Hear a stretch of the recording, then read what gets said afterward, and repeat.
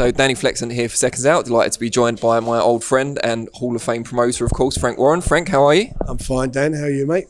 Very good. All the better for hearing about the latest steps in the careers of Tommy Fury and Daniel Dubois, going out to the US to be on the Jake Paul undercard. Now, I know you explained it during the press conference. Just give us a brief rundown, if you don't mind, of how it all came together. It came about originally because Jake Paul was calling out Tommy, and we contacted them and said, look, if you really want to do that fight, it's not a problem with us. And it sort of moved on from there. And they did their deal with Showtime. So we did a deal to get Tommy on the show. And then what happened then was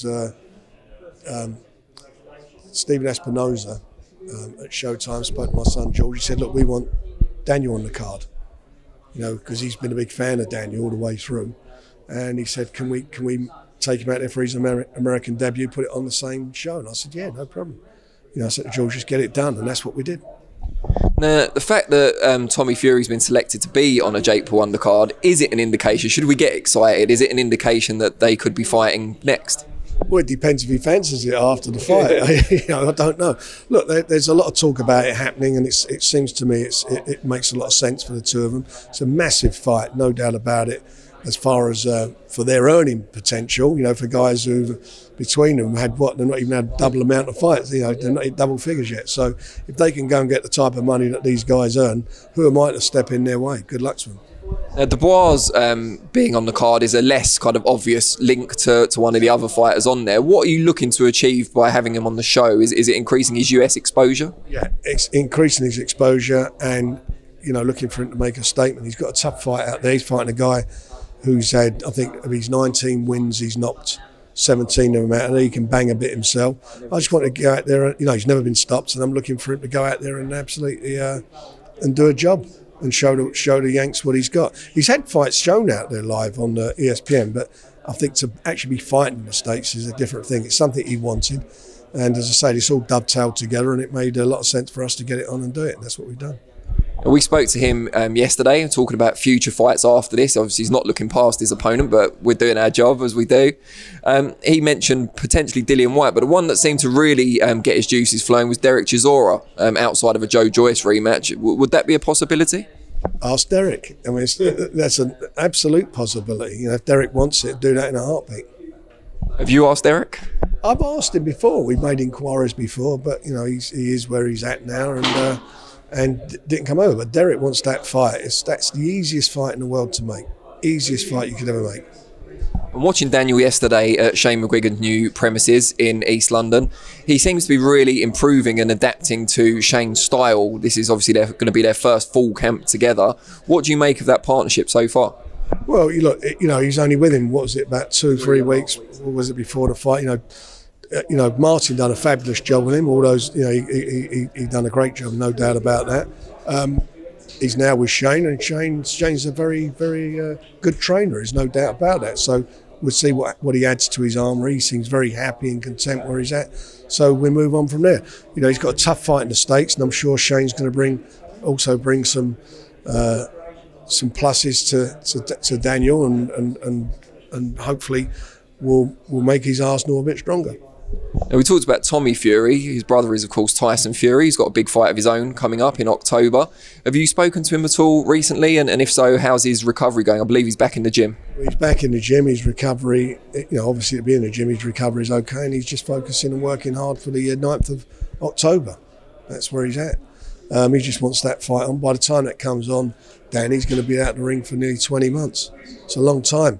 He just wants to be active. So let's just keep our fingers crossed that there's no more delays and get this obligation that he's got out of the way.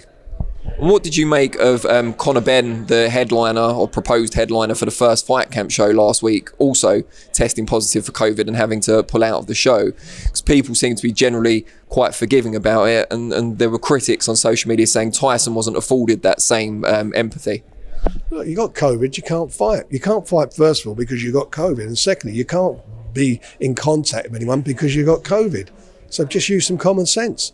You know, if you I mean, I had it, so you catch it, and that's it. You're isolated. You've got to keep away from people, and hopefully you recover. You know, for people to criticise over that, it's just plain stupid. And on the subject of Fight Camp, did you watch it? Yes. Yeah.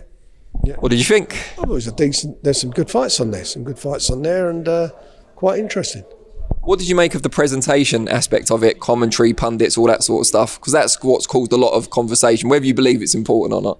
Look, of course it's important, it helps paint the picture, but I'm interested in what goes on in the ring. That's the most important for me.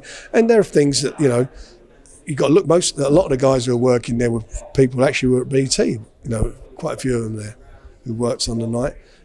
For me, it's great to have a great production and a great event. I mean, that's what we've all worked on over the years between all the promoters at every level, trying to to ensure that what you're putting on, you're giving a great platform before and building it all up. But at the end of the day, it's what goes on in the ring that counts. That's the most important thing. And on that note, which fight did you enjoy the most? I quite enjoyed the Irish boy Tommy McCarthy's fight. I thought that was a good little fight. That I did enjoy that. Good stuff. Now, Anthony Joshua will be fighting Oleksandr Usyk, as we know, and there's a hope. Certainly, Bob Arum, who's a good friend of yours, is hoping that he comes through that and fights Tyson Fury early next year. A, do you think he will come through it? And B, how likely is that fight for 2022? Well, first of all, they've both got to win their respective fights. I think then we need to sit down between us and sign it off before anybody says anything, because we've been down that road God knows how many times. And that's where we need to be, number one. Number two is regarding, or second part of your question, is that I think the fight with Joshua, it's going to be interesting to see what weight he comes in at. Is he going to come in for mobility, or is he going to come in heavy to fighting the smaller guy? Can Usyk keep him off of him? Can he get inside him and negate the bombs that he throws? Can he do that? And if he does get under that jab and he can get inside and work him, he can give AJ a problem. But the big thing is, can he do it, and can he keep a big man off for 12 rounds? If he's there after 6 or 7 rounds, he's still in there and it goes to points, I think Usyk can win it on points.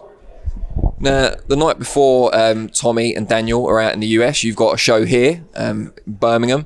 Just tell us what the latest is on that. Anyone been added to the card and so on?